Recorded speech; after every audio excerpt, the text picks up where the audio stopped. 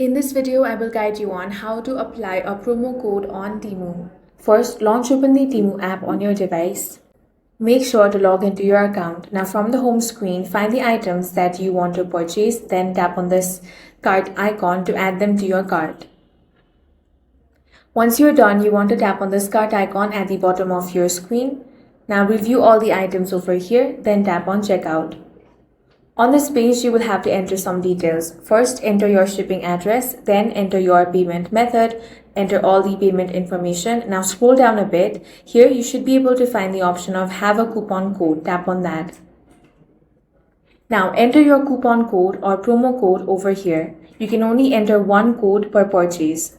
Once you have entered it, tap on the apply option. If the code that you've entered is valid, it is going to be added over here and the discount will be shown. Now tap on the order and pay option.